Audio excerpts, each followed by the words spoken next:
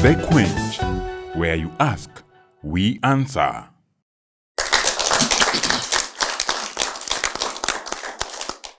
Now, today we're discussing a very controversial issue. We are asking, can women take the first move in a romantic relationship? Now, I can already see the faces of my audience beaming because we want an answer to this question. Because everyone thinks this and another person thinks that, and there's always a bond of contention over time in memorial. So shall we talk about it? Let us talk about it. Today I am joined by two very diverse people. We have a gentleman and we have a lady, and they're going to be introducing themselves and they're going to be telling us their take with just one word. Do you think it is okay for a woman to take the lead? And then we'll proceed from there. Just one word, yes or no. Let's start with you. It is not okay. It's not okay. An introduction of yourself. Thank you very much. My name is Samuel Karanja. You can say AKA Karanja Boy Child. Oh, okay. I deal with matters boy child in the Republic of Kenya. That is legal, business, spiritual, all round on matters boy child education. And an organization called Lad of Hope Kenya. But if you get to the Facebook, you'll find us as Kenya Boy Child. Okay. Thank you very much. Thank you. On my far end, first of all, is it okay or not okay? It can be both okay and not okay. It is just in the middle. In the middle. Yeah. Okay, an introduction of yourself. Hello everyone, I'm Lucy, MJ. I'm a pastor and I'm happy to be here. Looking forward to having a good show with you people. Okay, nice, wonderful. Now, I would like to say that I think it is okay for a woman to make the first move in a relationship. Disagree with me. Just like that. All right. Thank you very much. What I would say is, I know there are enough reasons why one would say that a woman can approach or a man can approach. But then I'll first of all be on one line saying that it's not right. And I'll first of all go to the biblical understanding of it. That when God said, let us create man, and they created man, and then he said, he formed man, and then he breathed the life in this, the formed one. Okay. And then he looked at him and he said, it is not good. Because that is where we will see the relationship starting. Okay. He said, it is not good. And man was made to sleep. I think it was the first time for him to sleep. It's like he was not sleeping there before. And then when he slept, on waking up, God took, that is what the account in the Bible. He took one of on the side, he took one dream and made a woman. And when man woke up, he said, there goes, this is a bone, the bone of my bones and fresh of my flesh. So that's where we find man at first instance addressing a woman. If you move on, notice the first thing is it is not good for a man. It is not that the woman was created and then God thought this woman is going to be, will not feel nice. It's man who was said to feel that there was that void, that it is not good for a man to live alone. And God created a woman so that Adam would be comfortable now that there's a woman. Yeah. So let me ask this, okay? So now that you have said that it is man that was required to have a companion, right? The Bible does not detail that because woman was to be the companion, that she cannot be the one to instigate the companionship. All right. We fast forward. We got to look at other accounts. That here is a woman approaching a man. Okay. And then we look at what are the expectations, either societal expectations, or what does the man expect in this relationship, or what does the woman expect in this relationship, because that is where we are. We would look at the yesteryears where it was like a taboo for a woman to go telling a man that I love you and I think we can live together. And even showing interest. Yes, I know there's an account in the Bible where after, is it Naomi and there's the story of Naomi, Orpah and Ruth, that when Naomi and Ruth came back, the lady was told, behave in such a way Show signs. Yeah, show signs. That is not making a first move. That is an account.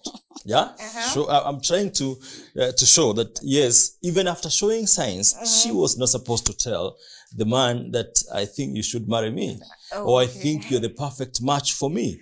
But there was the showing of signs that yes, I'm ready. If you think we can live together, then you should tell me something. But if a woman does that to a man, one thing that would happen is this man would develop cold feet. That is, I'm talking of yesteryears, because I'll come to today. Come to today. In yesteryears, you dare do that, then the man is going to develop cold feet and start telling the other men that woman, you got to be very careful with her, right? Okay, and so there's that. If you allow me, if I would come now to today and now bring several other accounts.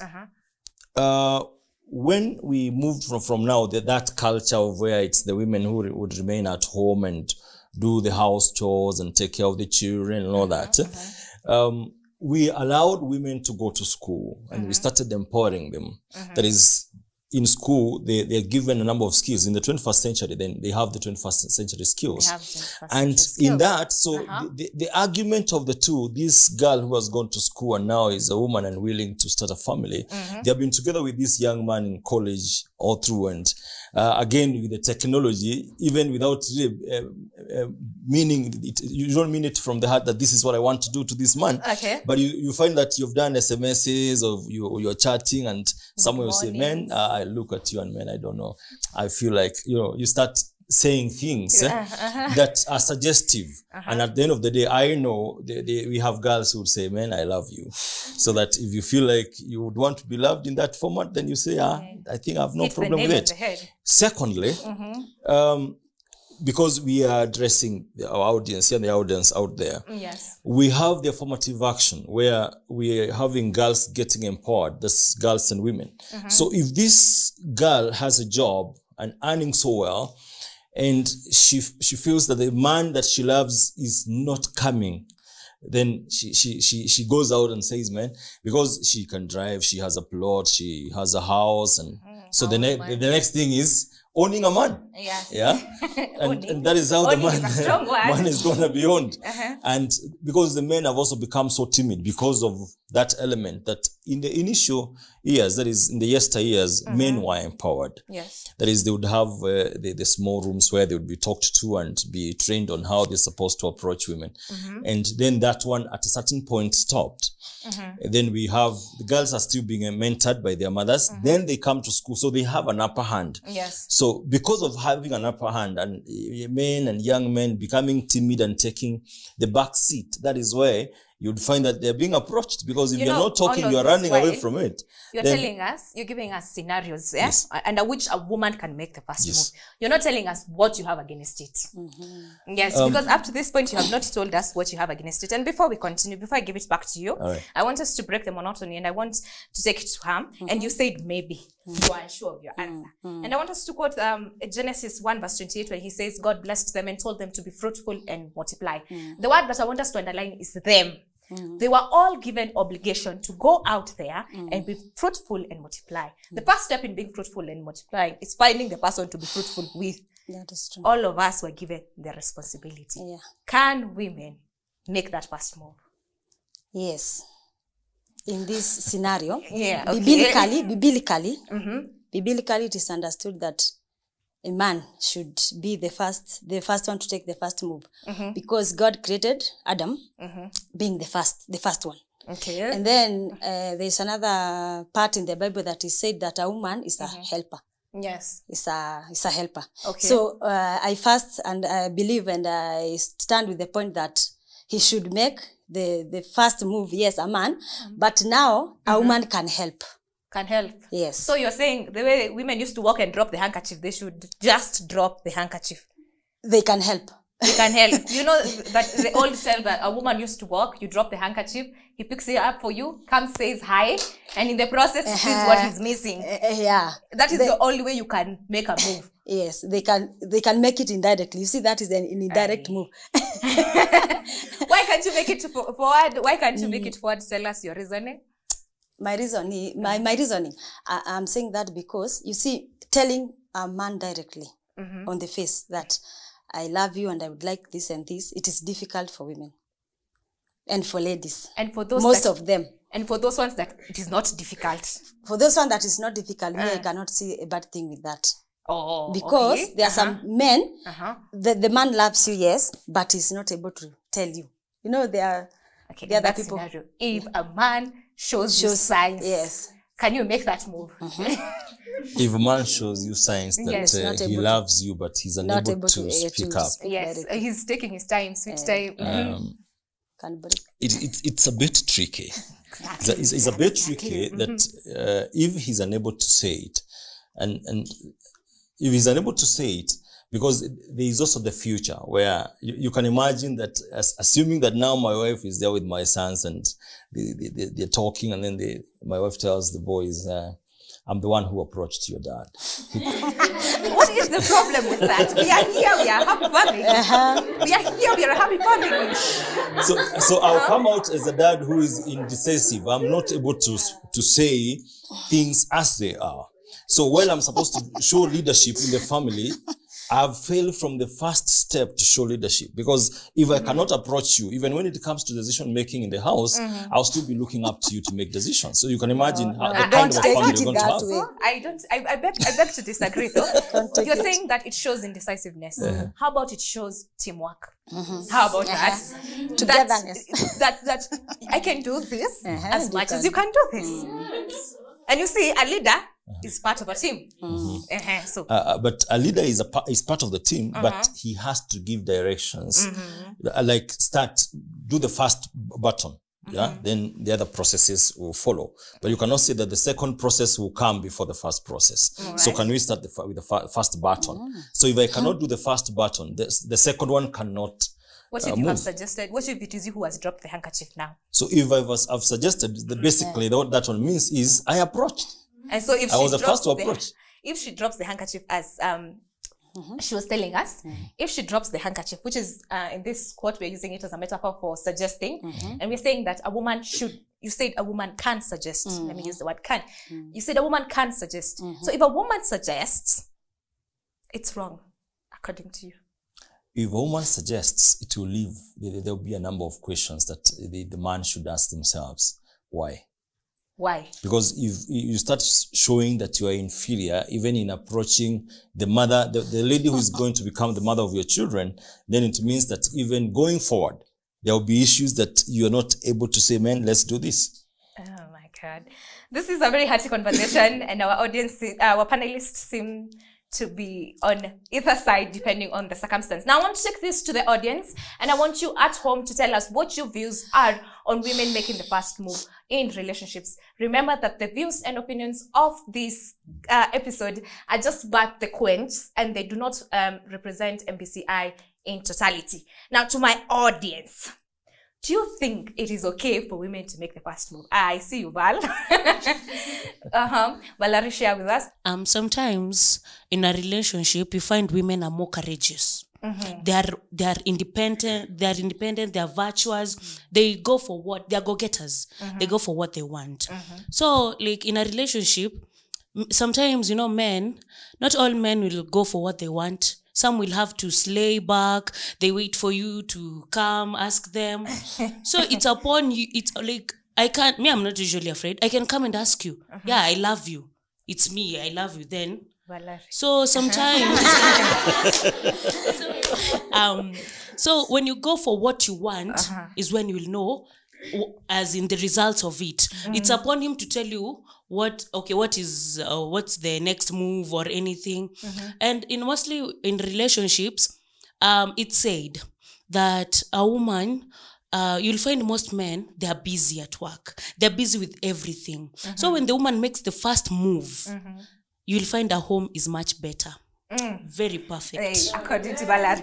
I see hands over there, and I'm loving it. So let's take it to the far back, and then we'll bring it forward. My name is Esther, and I think a woman can make the first move, but I think the problem is, like, Mimi says make the first move, because I'll be asking myself, what if this guy thinks I'm desperate? Ama, what if aanze kuact like sino ulikuwa unanitaka, sindo? Sino ndo uliniambia like unanitaka. I hope our panelists are noting of these things. Like for me says he make the first move. Ana akinikata.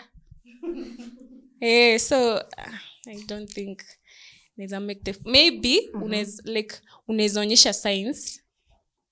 Hivyo vile alisema, but I see hands and it's getting a bit heated inside. First of all, yes, introduce yourself first of all. Me. It is a no. My name is Florence Akech. It is a no for me. Okay, Florence, and first, if I think of the man has his ego to protect, man. The way he said, wakienda kwa nyumba, si atakaliwa. Ukweli uongo. Because I made the move. Come on. I chose you of all these people, so you have nothing to tell me. If you're a Christian woman, you know the woman should be submissive. So. No, you're not thinking of the societal things that happen down here. Usifikirie nini Christianity peke yake. These are things people go through in their houses. Ukweli uongo. If his ego was crushed from day one, he will never have confidence even to stand in that house and say, I don't want ugali today. Oh, okay. Pass it forward. Pass it forward and let's give our panelists an opportunity to talk. Okay. My name is Vicky. Thank you, Vicky. According to me, I don't have any problem with ladies taking the first move. Okay. Because I believe it is time for ladies to take the lead. And again, why should you miss out on the right person just because you're ashamed or embarrassed? A good question. If you are limited to waiting... If he refuses, if I approach him and he says no, then that is up to him, not me. Okay, nice. Okay, so the question I think she's asking is, why should you be limited to expecting what will come instead of going for what you want? A question that we should all ask ourselves. Because if you're not making the first move, then you're waiting for others to make the move towards you. And if someone is not making a move, then it's not happening. Okay, I'm Jane. For me, it's a no. I concur with my sister there. Because when you make the first move, the boy is like, sini, ikifika kwa heartbreak, so yeye atakuwa akifeel ile kitu junu wewe umewe. So who are you people meeting? You know, there's some boys ukiona ani ameni approach, so ataona kani yako special sana. And then are they not special? No, I have not said that. Yes, they are. Atalinga sana. Aseme kumbe ameni approach, kumbe ataanza ile, kumbe napendo na wasichana. Then another thing, yes, men are the hunters. They're supposed to hunt us as gods. We are the queens. We are the queens. You see, we are not supposed to. So you're not supposed to hunt according to you. Yeah, no, I cannot hunt. You cannot hunt. Yeah, I cannot. I wanted to get the male perspectives. But Raza, tell us, do you think everything they've said is right, especially on the man will feel special? Is he not supposed to feel special? Let me approach it in this context. There is a difference between falling in love and love. When I say... You've lost me. You've lost all of us. I can see the faces. There is a difference, let's say, there is a difference when you tell me you're falling in love with me, and there's a difference when you say you love me. So if you say you are you're falling in love with me, it means you're obsessed to me. And therefore, you're not using your conscious mind to make those decisions. Oh, okay. As a woman now. As a woman. If you're making the first move, I'll ask myself, why are you making the first move? It's either because there is something I'm doing that is bringing you close to me. And that is the obsession I'm talking about. Because the moment this period of obsession will end, that's when the reality will hit and everything will start falling apart. Oh. So I don't support it. You don't support it. You're saying women should not make the first move. Yes. Because by the time a woman falls in love, they are obsessed and they're not making decisions in their conscious mind. Yes. Is it any different from men? Because when you meet, when you're going to make a first move towards someone, it means that you're also obsessed with them. And not obsessed on Yes. The other thing I've said, obsession means you're not using your conscious mind to make those decisions. Do men get obsessed? Yeah. Do men get obsessed? Yeah. I just want a yes or no. You said, do men get obsessed? They get obsessed. I'm going to leave it at that. So what we have gotten from all of it is that men are hunters. Let's start there. A woman that makes the first move, that home is going to be really, it's going to be the best. And we've also had someone else tell us that for the sake of the masculinity ego, let the men make the first move. And then there's something I've had in the midst of all of this, a woman acting desperate. All right, so we're going to take a break. My name is WANGECHI KARIMI, and this is The Quench with MBCI TV. And when we come back, we will be discussing these matters that we have put forward. Join us and tell us what you're thinking on our social media pages, and I will see you right after the break. The Quench, where you ask, we answer.